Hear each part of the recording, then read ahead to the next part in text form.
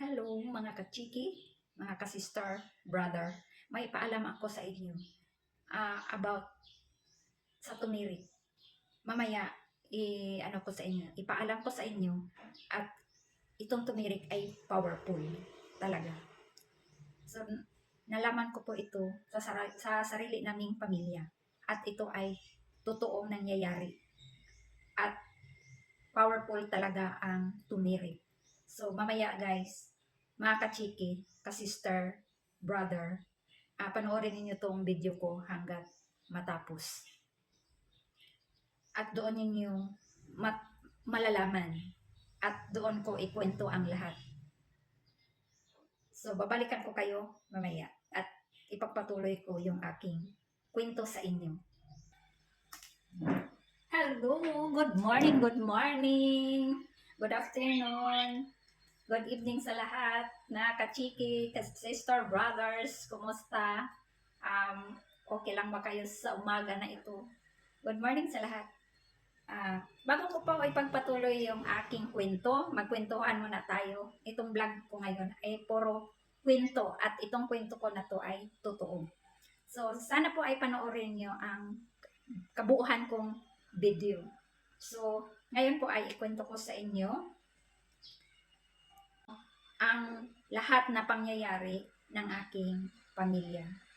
So, ngayon guys, mga kachiki, may ano ako sa inyo, ikwento ko ngayon. Itong vlog ko ngayon ay kwento. At itong kwento ko ay totoo, nangyayari sa buhay namin. Buhay ng aking kapatid. Anak ng aking kapatid. So, ngayon guys, ang una nung sana, bago ko ipagpatuloy, please subscribe and like and share my YouTube channel and don't forget to click the notification bell. Update kayo sa lahat ng video. So ngayon guys, may kwento ako sa inyo. Bulan ng April, ang anak ng kapatid ko ay na-disgrasya sa motor. Single. Na-hit siya sa tricycle. Then, nung na-disgrasya guys, kumbaga, tatlong sakyanan ang nakaano ang nagsunod. Una, tricycle na ang pagpatakbo kasi ng pamangkin ko ay nagmotor siya, single, mabilis ang takbo niya at ni-overtake siya sa tricycle. Tapos na pag-overtake niya sa tricycle guys, naitapon siya sa bandang kabilang kalsada. Then, nung naitapon siya guys, so syempre na-aksidente na siya at may biglang sasakyan na kotse sa harap niya. At yun po ay mabuti na lang ang takbo ng kotse ay mabagal kasi nag-signal ang kotse na paliko siya. Tapos ngayon guys, yung aking pamangkin, ayusin ko na yung ano ko, bumaba. Yung aking pamangkin po ay, pagka-discussion niya guys, napantok ang iyang ulo sa sakyanan. Itong pagkapantok sa ulo ng sakyanan niya, hindi naman siya nasabi na himatay. Pero, nabali talaga yung paa niya, hita. Kasi malakas talaga ang pagka-impact niya, pagka-discuss siya. Kasi yun na nga, malakas ang takbo niya. Pag malakas ang takbo natin sa motor, pag tayo na-discuss siya, tapos yung kalaban ang naanuhan natin na hit o nasagi, mabagal lang. Tayo ang malakas na tumakbo, tayo ang maitapon ng malakas. Tayo ang matindi. So ngayon guys, nandito tayo babalik no. Sorry, na-distract ako sa akong kwento guys. Kasi may maingay, malakas ang ulan. May kinausap ako, may tawag. So, naputol yung aking kwento guys. So ngayon guys, saan ba tayo? Yun na nga, malakas ang impact, malakas ang aksidente yung tao na mabilis magpatakbo kaysa doon sa mabagal. Kasi yung taong mabagal, tapos yung taong mabilis magpatakbo, yun ang nakabangga sa mabagal na patakbo, yun ang madisgrasya, yun ang malaki ang injury kaysa doon sa mabilis magpatakbo. Kasi kung halimbawa, yung mabilis magtakbo, malakas ang tapo noon or malakas ang pagka-aksidente. Yun ang malaki ang injury nila o kaya mapantok ang ulo, mabalian ng buto. Yun ang impact talaga sa mabilis magpatakbo. Sa mabagal naman, hindi yan sila. Matumba man lang yan sila, o kaya may kaunting galos, gas-gas, ganun lang po ang impact ng mabagal magpatakbo. So, ayun na nga guys, ang nangyari ng pamangkin ko ay, kasi mabilis ang takbo niya, kasi bata pa nga yun talaga, 17 years old, at saka hindi pa din pwedeng magdala ng tricycle or single, hindi pa dapat mag-drive yun. Tapos yun na nga guys, na-aksidente siya, malakas ang pagka-aksidente niya, naitapon siya sa kabilang kalsada. Then, may dalawang kotse nagkasunuran guys. Ngayon, yung unang kotse doon na yung ulo niya. Napantok ang ulo niya. Dito banda yun. So, siyempre, utak natin guys, dito lang yun kaliwa, kanan. Basta dito siya. Dito ang niya. Dito yata, dito. Sa malaki ang niya. Namaga yun. Tapos yung pagpamaga ng ulo niya, siya, walang dugo na lumalabas. So, yung kotse na yun ang sa kanya, nakatama. At mabuti na lang, hindi malakas ang takbo at medyo ni minor. Kumbaga, minor siya, mahina ang takbo. At saka parang hihinto siya kasi paliko nga. Tapos, yun na nga guys, swerte lang ng pamangkin ko dahil yun ang nangyari na hindi mabilisan ang takbo ng kotse. Kaya kung nabilisan guys, hindi lang yun ang maabot niya na nabalian siya ng hita, buto sa hita. At napantok yung ulo niya sa kotse. Kung malakas ang takbo niyan guys, wala na yung aking pamangkin. Nasa dasaan yun. So sa awa ng Diyos at napakaswerte talaga niya, at yun ang nangyari. Pero hindi po yun basta-basta lang nangyari dahil nabali po yung buto at saka yung ulo niya ay na blood clot. Nagkaroon siya ng blood clot. Na ang pagka-blood clot po niya ay malaki talaga. Kasi malaki ang bukol dito sa ulo niya at malakas ang pagkapantok. So, yun ang cause ng kanyang blood clot na hindi nakadugo ang kanyang ulo. Tapos yun guys, pina-scan. Ang sabi ng doktor ay 6 inches ang blood clot niya at kailangan talaga siyang operahan. So, nagpanik yung aking kapatid kasi yun na nga, operahan sa hita kasi bali yung buto, yung hita niya. Tapos operahanan ang ulo niya. So yun guys, natakot yung kapatid ko at saka malaki ang gastos. Malaki ang gastos kasi ulo po yun. Ang kapatid ko po ay single mom, may 3 anak din yun. At saka wala po siyang saktong trabaho. Ang trabaho lang po niya ay nagmanicure. Yun ang trabaho niya. Tapos nag-facial. Yun. Alam naman nyo guys, pag ang trabaho na ganyan, nag-manicure, facial, hindi naman talaga yan na may income, may customer lagi. Hindi po. Pag may customer sila, kumita. Pag wala, wala. So, yun lang hanap buhay na ang kapatid ko. So, yan nga, nagpanik ang kapatid ko at emosyon, problema. Kasi yun nga, yung car na yun, ng kotse na yun nga na bunggo yung anak niya sa ulo. Na-damage po yun. Kasi po, 2 kotse po nagsunuran. Ang sa huli po, kotse po yun. Di nabunggo yung naunang kotse. Yung pantok yung ulo ng pamangkin ko. Nabunggo yung likuran ng pangalawang kotse. So, damage po. Na-damage ang 2 kotse kasi nagbunggo po kay biglang nag-brake. Yung nauna, hindi naman akalain yung nakasunod din na mag-brake yung nakauna. Kaya nabungguan po niya yung pangalawang kotse, nabungguan niya yung pangalunang kotse. So, yun po guys ay ang laking problema doon kasi po, bayad ng kotse na disgrasya, na damage. Then, pati ako doon problemado dahil ako po yung nag-support ng financial ng aking kapatid. At yun na nga guys ang nangyari. Mataas-taas ang kwento to, no? Pero ito, kwento ko talaga sa inyo. Ayun na nga guys, nangyari. Naka-schedule na po yung operasyon ng anak niya sa hita. Ngayon po ay naka-schedule na, nagbayad na, ang nag-down payment na para sa operasyon sa hita niya. Ngayon guys, kinabukasan na sana operahan.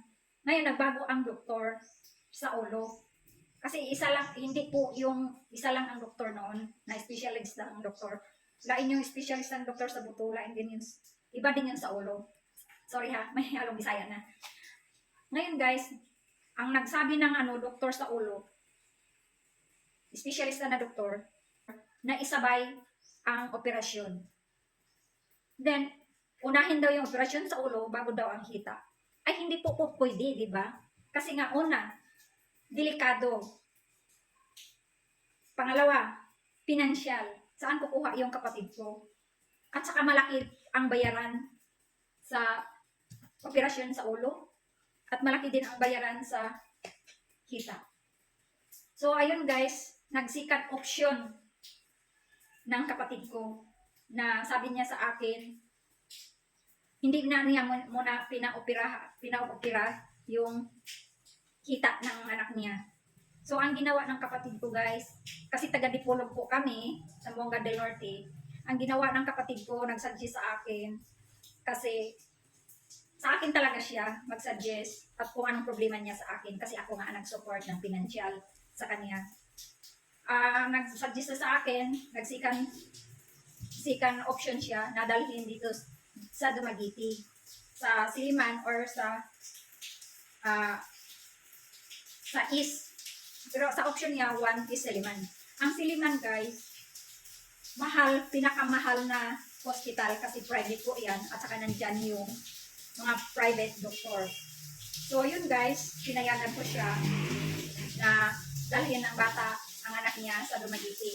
Yung igastos na sa opera, sa hita, yun ang pinagagastos nila papunta ng Dumaguete. So ayun na guys, dinala na niya sa Dumaguete, sa Siliman.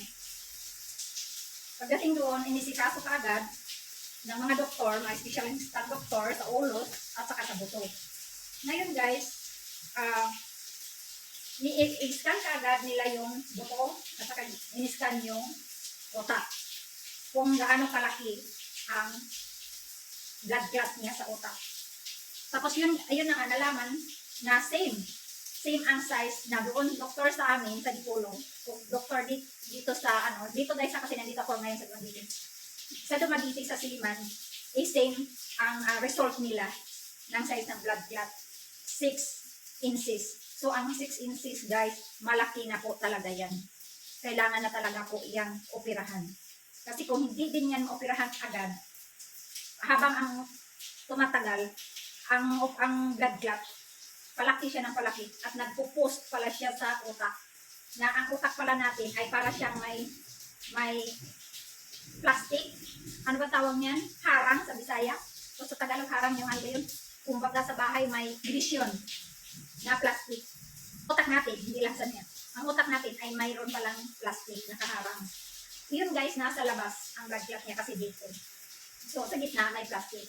Habang tumatagal yun, yung palaki siya ng palaki.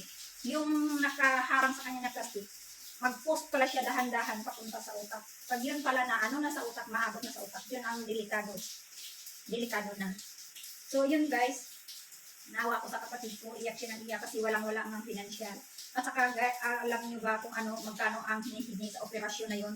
Isang araw lang yun, nalaman kaagad nila yung resulta lahat sa hita kung magkano, sa utak kung magkano. Alam niyo guys, sa paa pa lang niya sa hita, magkano na? Naabot na nasa 200,000, kulang pa ang operasyon. Nasa 300,000 kasi po yan ay lahat mga ginagamit nilang gamit na pang-opera. Tayo pala ang bibili, tayo ang magbabayad. Tapos ang doktor pabayaran mo pa. Bukod sa bayaran ng mga materialis, ang doktor bayaran mo 50,000 na pesos. Yun. Hindi lang 50,000, nasa 60 to 70,000. Doktor lang yan. Plus yung mga gamit na sa opera, hindi pala sa kanila yun. Kita pala ang mag-provide noon, pero sila ang bumibili. Isa na yun. Plus, ang one night mo sa hospital, magkano na? 3,000 per night. Magkano na yun guys? Hiningian siya ng 300,000 sa paalam yun, sa hita operasyon. Yun daw, mabilis yun. Pagkatapos mag-opera, siguro one day, pwede na siya makatayo agad. Di ba karamihan, hindi makatayo agad, dili pa patayuin. Kasi ayun na, sinintuhan pa. Sa kanila guys, hindi na. High-tech pala sila, kaya pala mahal. High-tech. ang sabi ng doktor ng kapatid ko, operahan to ngayon, kinabukasan pwede na siyang tumayo. O pwede na siya makalakad dahan-dahan. So, guys, nagbayad ka man ng, kung may pira ka lang, okay lang, magbayad ka ng 300,000, operasyon lang sa isang hita. Kung may pira ka, kung kaya mo bayaran, okay lang yun. Kung sa walang pera, paano? Di maghanap ka ng hospital talaga na yung mababa at yung kaya mo lang bayaran. Tapos pangalawa, yung utak sa ulo niya, kasi 6 inches na. Ang finding ng doktor, isabay na naman ang operasyon ng utak sa ulo at sa kahita. Pero ang sabi ng doktor sa buto, pwede naman hindi isabay. Pwede unahin ang pag-opera sa hita, isunod ang ulo. Yun ang sabi ng doktor. O kaya, unahin yung ulo, tapos yung hita ang isunod. Ang finding naman ng isang doktor na talaga sa ulo pwede isabay. Pero hindi po kaya. Una, baka hindi makayanan sa pasyente.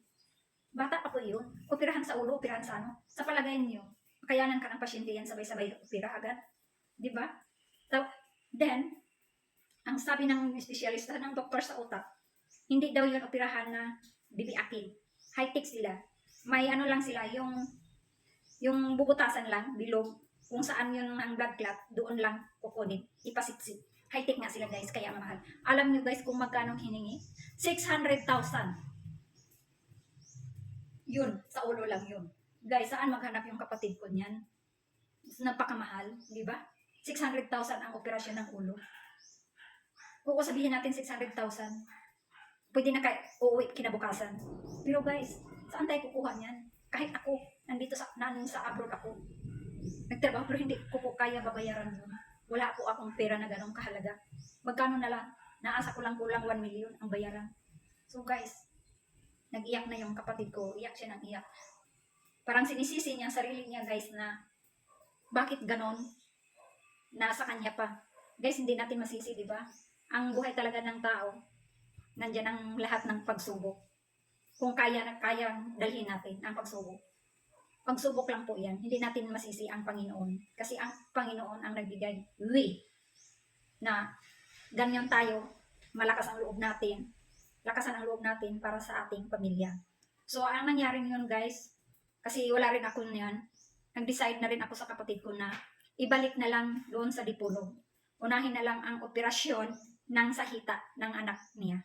So, yun guys, yun, nagpadala na naman ako ulit ng pera para pang-operahan na talaga ang niya, yung buto sa hita. Ang sabi ko sa kanya, unahin mo yung opera, yung sa hita. Balik ka sa Dipolog kasi, mura lang. Nara sa 40,000 peso ang operasyon. So, hindi na magastos sa opera lang kasi malapit naman kami sa city. Hindi katulad dito. Sa bagay dito, malaki na nga ang bayaran ng ospital, magastos pa. Kasi nagbayad kami ng apartment. Sa bagay, okay lang kasi anak ko nandito naman din nag-aral. So walang problema sa apartment, pero mahal ang ospital. So yan na nga guys, binalik yung anak niya sa Dipolog at doon, guys, hindi pa na-operahan kaagad yun. Nag-stay muna siya ng 1 buwan sa bahay. Pinauwi ko sila sa bahay na hindi pa na-operahan yung paa. 1 buwan mula pagka-disgrasya guys. Hindi pa siya na-operahan. At pasalamat na lang kasi hindi na mamaga yung hita niya. At saka yung ulo niya na wala yung malaking bukol. Wala po siyang iniinom na gamot doon na tablet para sa ulo niyang blood clot. Wala po. Saka wala pong niresita ang doktor noon. Walang binigay. Ang binigay lang yung pain reliever. Yung pain reliever. Ano yun? Yung pagtatanggalan ng kirot. Yung ano ba tawag nun guys? Nakakalimutan ko na yung paano ba magbigkas yun guys? Basta yun na guys. Yun na. Tapos yun na nga, dinala ng kapatid ko sa bahay, yung anak niya at doon nag-stay. Alam niyo guys, anong pinainom ng kapatid ko? Mukha nilang tumirik. Guys, maniwala kayo hindi. Powerful ang tumirik. Tumirik lang talaga guys. Tumirik lang. Alam ba niyo? Pinainom ng kapatid ko yan kasi may nagsabi at saka ni-research din niya na ang tumirik na maganda sa mga bukol-bukol at saka mga bara-bara ng mga dugo sa nating ugat. Pinainom ng kapatid ko yan guys tuwing umaga. bago kumain, pagising niya, tumirik lang talagang pinainom ng kapatid ko sa anak niya. 1 buwan yun bago niya operahan. Yung yung hita. Pinainom niya yan. Tapos, pinakain lang ng niyang prutas. Alaga na lang niya. Tuwing umaga talaga yan, guys. Tumirik lang talaga. Nga tagi-1 tasa ang pinainom ng kapatid ko. Doon sa bahay. Yun lang. Tapos, ang may pinainom siya na gamot, yung sa hita lang yun. Kasi hindi pa man operahan, siyempre sumasakit yun. At saka, baka mamamaga, ganun. Hindi naman mamaga kasi yun nga, may iniinom siyang gamot na para sa, hita niya na hindi siya ma-infeksyon, hindi siya mamamaga pag kumikirot, pang lang ba, support, ganun. Ayun ang ginawa ng kapatid ko. Sa awa ng Panginoon, guys, alam nyo, hindi naman namaga yung, hindi pa siya naoperahan, hindi pa namaga, at saka sumakit lang yung hita niya pag nagalaw. Kasi syempre nga, buto, nabali talaga yung buto niya sa hita. Hindi na-straight, kumbaga na ganyan na. E ngayon, naman yun, nilagyan naman ng semento, gisiminto muna yun, hento. Sus, yan na naman sa mukha, guys. Gisiminto yun para yung niya, yung buto, imbis ganyan, nagtuis ba? Tuis sa Bisaya ba? Para siya na straight. Ayun, pag gumalaw yun, syempre masakit yun, kaya hindi man yun pa na nadugtong. Kasi hindi pa na-operahan. Ayun guys, pagdating ng hindi pa yun na-operahan guys, kaya alam nyo kung bakit, magtanong kayo bakit hindi pa na-operahan. Kasi busy ang doktor. Ang doktor kasi sa Dipolo guys, isa lang ang doktor na, espesyalista ng doktor sa buto. O dalawa. Ngayon yung doktor niya kay busy man guys. Naka-schedule na siya, pero ang doktor busy kasi pupunta ng Manila. Tapos hinihintay ang balik niya kung kailan siyang schedule noon, na nag-schedule siya ng operasyon niya ng May. Kasi April po siya na-disgrasya. April, May na siya na April ng mga siguro kalagitnaan ng April siya na-disgrasya. Tapos May, na-operahan siya ng May, katapusan ng May. Tama-tama 1 buwan na siya. Tapos guys, yun na nga. Sorry ha, may disturbo na naman ako. Tapos yun na guys, nung naka-schedule na siya ng May 28, ang operasyon niya talaga, sure na talaga ang operasyon na May 28. Operahan na talaga siya ng araw na yon. So, kasi nakabalik na yung doktor galing Manila. Tapos bago noon, na operahan siya, so, ang doon guys, kasi hindi rin alam ng kapatid ko, na bago operasyon pala, i-stop muna niya pagpainom ang tumirik, bali 1 week. 1 week, i-stop niya yun bago operahan yung anak niya. Kasi katulad noon, hindi niya alam na operahan na niyang ganyan na date of 28. Tapos tuloy-tuloy niyang pinainom ng tumirik. Ngayon guys, hindi pala pwede yun. Nagkaroon ng pagdudugo. Na-operahan na yung anak niya, nagkaroon ng nag-bleeding. Nag-bleeding yung operasyon niya guys. Tapos, natakot yung kapatid ko kasi panay dugo yung yung sugat na operasyon. Imbes yung ang anak niya ay hindi yung hindi siya kulang sa dugo, yung tama lang ang dugo niya, nagkaroon na noon siya ng kulang sa dugo, nahihilo lagi. Alam niyo bakit kulang siya sa dugo? Dahil yun nga, laging nag-bleeding ang operasyon. Dahil nga pala sa tumirik. Tapos ngayon, sinabi na niya na sa doktor na bakit laging nagdugo ang operasyon.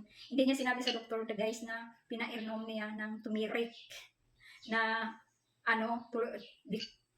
pinainom niya ng tumirik na yung operahan na pinainom pa siya ng tumirik niya nung umaga na yun. Kaya pala ang cause doon sa operasyon na nagdudugo. Hindi pala pwede rin na ang tumirik inumin mo kung nakakay operasyon. Kailangan inumin mo yun 1 week ka mag-stop bago magka-opera. Tandaan nyo yan. Yan sinabi ko. Ngayon guys, na-stop na yung dugo sa operasyon kasi binigyan naman ng antibiotic ng doktor. Ang problema naman ngayon guys, nahihilo naman yung anak niya kasi kulang na naman sa dugo. Dahil nga, cause nga yung nagdudugo yung operasyon. Tapos, ayun naman, naabunuhan naman kaagad ng dugo yun ng kapatid ko kasi naghanap naman talaga ng dugo sa hospital naman talaga, marami naman yung mga donor, diba? Basta naalay kapareho lang na type, naabunuhan na kaagad yun guys.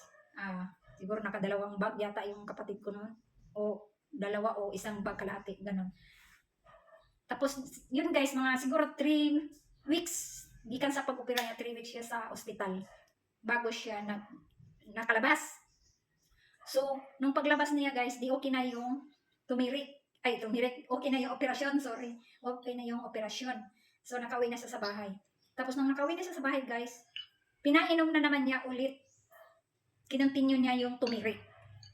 Kasi sabi ng doktor, for one month, simula ngayon sa pag-opera, schedule mo tong anak mo, i-scan ulit yung ulo. Kasi kailangan malalaman. Kasi ang finding ng doktor sa Siliman, pwede naman na hindi operahan agad-agad. Pero kailangan operahan.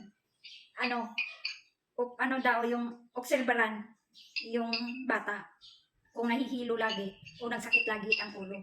Pero sa awa ng Diyos, mula nung pinainom siya ng turmeric, mula nung naumpisa niya mag-inom ng turmeric na hindi pa naoperahan, nasa bahay pa lang siya 1 month, napainom na siya, ang bata hindi na po nahihilo at hindi na po sumasakit ang ulo habang siya ay naka-stay sa bahay na hindi pa siya naoperahan yung buto, yung hita. Hindi na. Pero exuberant pa rin ng kapatid ko. No, tapos yun na nga, naoperahan na yung bata, inuwi na sa amin, sa bahay na. Kinontinue niya guys, yung tumirik. Kinontinue niya pagpapainom ang anak niya. Ito tumirik. Ito talaga guys, tumirik talaga to. Ganito. Powder po ito. Ito po ay may asukal na ito. So ayun na nga guys. Mga kachiki, mga ka-sister, brother, para sa alam lang, malaman ninyo, nung nag-stay na ang bata sa bahay, at wala pa rin gamot yun para sa utak niya, pinagtyagaan lang ng kapatid ko na pinainom nito turmeric. 1 month yun. Nung pagkatapos ng 1 month, June, kasi umuwi na ako ng Pilipinas, ako sa amin, may samuka na naman, umuwi na ako sa amin, nandun yung bata, nakita ko na ano siya, parang okay na yung itsura niya, hindi na siya putla, ganun, okay na. Tapos yung hita niya, ina-exercise na niya, pero hindi pa po siya makalakad, no? Pina-exercise mo na, kasi yun ang ano ng doktor, pa-exercise. Then, yun guys, nag 1 month talaga siya, June, 1 month siya ng June. Pina-x-ray namin siya sa S, kasi may S naman sa Dipolog, specialist ang doktor na hospital. Bago po iyan, na hospital ngayon, malaki na siya na hospital, S, nasa ano yan, sa Ulingan. Mga specialist ang doktor na nandiyan, saka mahal din yan kasi private. Pina-x-ray namin siya guys. Alam nyo, thank you kaayo Lord. Alam mo, powerful kaayo ang tumirik. Hindi nakapaniwala yung doktor ng pamangkin ko sa ulo noong nakita niya ang pangalawang X-ray na ang resulta. Mayroon talagang video, pinakita at binigay mismo sa kapatid ko ang video. Pinasahan siya galing sa S. Tapos yung resulta na sa utak. Alam nyo guys, ang 6 inches na blood clot sa ulo niya nawala, natunaw. At napaka-powerful talaga ang tumirik. Napakaganda po talaga. So, ngayon ay nagtiwala ako at naniniwala na din ako na ang tumirik pala guys, napakaganda. At saka nawala talaga ang mga bukol-bukol talaga sa katawan natin. Tumirik. At ako po yun, naka-experience. Ngayon lang. Pag-uwi ko dito sa Pilipinas, kasi galing ako ng Australia, umuwi ako ng November 2, dumating ako dito 2. So, siguro 1 week ako dito, 1 week o 2 weeks. Namaga yung dito ko guys, liig. Namaga as in, namaga. Tapos ang sakit ng liig ko, hindi ko alam kung stiffneck. Pero ang stiffneck, hindi naman namamaga ang liig. Mananakit yung liig natin at saka hindi makagalaw, di ba? Magana. Sa akin naman guys, gumalaw. Pero masakit siya dito. Hindi rin ako high blood ha. Saka hindi rin ako anemic. Tama lang talaga ang ng blood pressure ko. Kasi ang blood pressure ko is 113 over 70, 78, 79. Like, ganyan lang ang blood pressure. So, hindi ako high blood, hindi ako anemic. Nandito guys, hindi ko alam kung stiffneck ba yun. Pero sa hindi yung stiffneck, iwan, hindi ko alam. Basta, dito guys, ang sakit ng dito ko, dito lang. Tapos yung dito ko, namaga talaga yung dito sa natin. Yung dito natin, kita nyo, dito namamaga yan guys, namamaga, napakasakit talaga yan, namamaga. Tapos ang ginawa ko, may iniinom din ako nung, inaano din yan ng kapatid ko, na gamot na yun, pero food supplement siya. Nakalimutan ko ang gamot na yun, pero 10 pesos lang yung nainom ko, 3 times a day. Pero hindi po siya nawala, nandun pa rin siya. Pero ang medyo, okay na din yun. Pero ang pamaga niya at sakit nandun pa rin. Pero mild na lang ang sakit niya. Pero ang pamamaga guys nandun pa rin. So ang ginawa ko guys, hindi na ako bumili noon. Uminom lang ako nitong turmeric. Ito lang talaga guys ang iniinom ko na turmeric. Ito lang talaga every morning iniinom ko ito. Hindi pa ako kumain. Yun ang ginawa kong kape. So, 3 kutsarita. 3 kutsarita. Isang cup. Bago mo ka inumin ko, yung wala pang laman ang siya, kakagising ko, yun ang inumin. Alam niyo guys, napaka-powerful. Ano yun ang nga sinabi ko sa inyo. Powerful talaga ang turmeric. Nawala yung pamamaga ko dito guys. Hanggang ngayon wala na. Nawala na rin ang sakit dito. Nag-post pa nga ako doon sa TikTok ko na nag-suggest ko kung ano? Sorry guys. Hindi ko na malayan guys. Ang ingay pala itong ano ko no? Ang ingay ng ano ba? Isang tablet ko. Tapos yun na nga, nakadistract talaga eh. Sorry. Tapos yun na nga guys, mayroon pa nga akong pinupost sa TikTok na naghingi ako ang advice, anong gamot doon, anong gamot dito sa liig, kasi na ang sakit, namamaga, ayun, maraming nagsabi, stiffneck, tapos baka high blood, baka anemic, ganon, sabi ko hindi naman, kasi ganon nga. Ang ginawa ko, yun lang talaga, turmeric every morning na ako ginainom. Wala pang laman ang tiyan ko, inainom ko yung turmeric, tapos hinihilot-hilot ko unti-unti kasi masakit yun eh. Hinihilot ko yun dito. Ano ba yung tawag dito sa Tagalog? Batok? Oh, yun dito guys. Di ba may spiral cord tayo dito sa gitna? Dito lang po siya sa gilid. Dito oh. Dito ang pamamaga ko. Sa awa ng Diyos guys, nawala hanggang ngayon. Turmeric lang din ang iniinom ko. Na, tingnan niyo kung gaano ka-powerful pala ang turmeric. Noon hindi ako naniwala sa turmeric. Pero marami na nagsabi kahit si Dr. Willie Ong na maganda yung turmeric, ganon. Marami akong naririnig sa YouTube kasi nanonood ako. Hindi ako naniwala guys. Pero ngayon naniwala na ako sa pamilya ko at ako. Doon nawala guys. Yun. Tapos, yun na nga. Ini-x-ray yung anak ng kapatid ko, pangalawang x-ray. At yung x-ray niya, dinala doon sa specialist ng doktor niya. Doktor talaga niya sa ulo. Hindi nakapaniwala guys ang doktor na nawala ang blood clot sa ulo niya. Na kailangan talaga daw yun operahan kasi 6 inches na. Sabi ng doktor, napakaswerte, napaka-powerful ang bata nga nawala yung blood clot siyang ulo na hindi na operahan. Hindi nakapaniwala ang doktor. Pero ito lang talaga guys. Turmeric. Subukan ninyo guys. Pag may naramdaman kayo o may mga bukol-bukol sa katawan ninyo, ay inuman ninyo ng turmeric tuwing umaga. Excuse me, tuwing umaga na hindi pa kayo nakakain. Kumbaga kape. Yun ang ginawa niyong kape. Yun ang inumin niyo, tag-isang tasa. Bali, 3 kutsarita lang guys. Tuwing umaga. Bili kayo ng turmeric. Marami yan sa grocery na kapa na may asukal na po yan. May asukal na po yan siya. So, yun ang inumin ninyo. Napakaganda po. Sabi ko sa inyo. Ayun na nga sa akin nga ngayon, oh. Turmeric din. Turmeric iniinom ko. Tuwing umaga yan. So, thank you for watching guys. Iyon lang po ang video, ang ating vlog ngayon. Hindi ako lumalabas kasi malakas ang ulan po ngayon dito sa Dumaguete. So, nandito ako sa bahay. Ito lang ang ano natin. Tingnan nyo, oh, malakas pa, oh. Pabugso-bugso ang ulan. So, nandito ang ating vlog sa loob ng bahay. So, yun lang guys. Sana ay may natutunan kayo. At, yes, subukan ninyo na gawin niyo. Pag may naramdaman kayong bukol, or lalo na sa atin, kasi ako din mataas ang cholesterol ko. Maganda rin to sa cholesterol. Hindi ko lang din alam kung maganda ba sa liver kasi ako din may diferensya sa liver kasi nagkaroon din ako noong nag-edad pa ako ng mga 30 plus, may hepatitis ako. Yeah, pero wala na yun guys, ano na yun, kasi nagamot naman yun kagad yung hepatitis ko na matagal na yun. 50 years old ako ngayon, nagkaroon ako ng hepatitis, 30 plus pa lang. So okay na. Pero ngayon, mayroon pa rin akong, kumbaga sa atay yung nakubol ba, sa Bisaya, kumbaga nakubol. Yun, nagpa-x-ray ako doon sa S sa amin. Pero wala, okay naman din yun kasi wala namang ano sa doktor. May gamot lang akong iniinom. Pero napakamahal po yung gamot na yun. Tag 80 plus ang isang piraso, capsule. Hindi ko yun nainom, bali 6 months. Yun, inumin ko straight. Pero hindi wala tayong financial, hindi afford. Kasi marami po tayong pinakain, pinaportahan. So, ang ginawa ko guys ngayon ay turmeric. Turmeric na lang guys. At dati sumasakit itong sikmuraan ko. Pero ngayon guys, sa awa ng Diyos, hindi na po sumakit yung sikmuraan ko. So tumirik lang po talaga ang iniinom ko. So ipakita ko sa inyo, ayan. Bumili talaga ako ng malaking pack nito. Mayroon pa nga ako ng ano, ayan, pakita ko sa inyo ha. Ito po guys, oh. Yan ang binili ko kasi malaki-laki po ito. Ayan. Tumirik po yan. Oh. Ayan. Pwede kayong bumili nito. Nasa 100 plus lang po ito. Na pack. Mayroon ding ano, may tag 80, pero maliit lang po na pack yun. Ayan, tag 100 plus, 190 plus. Magkulang-kulang na 200 kasi malaki-laki po yung pack. So, pwede kayo bumili niyan sa grocery guys, kasi mayroon yan. O kaya, magsarili kayong magawa para makamura kayo, makatipid. Pwede kayong magawa niyan magsarili. Kasi madali lang naman yung gagawin yan. Bili ka na lang ng luyang dilaw dilaw lang yan.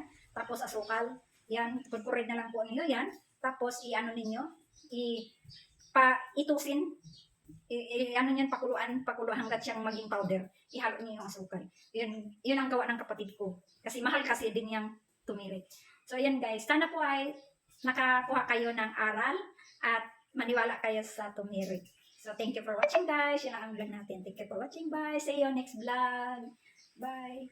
And don't forget to share and like my YouTube channel and please subscribe. Thank you. Bye.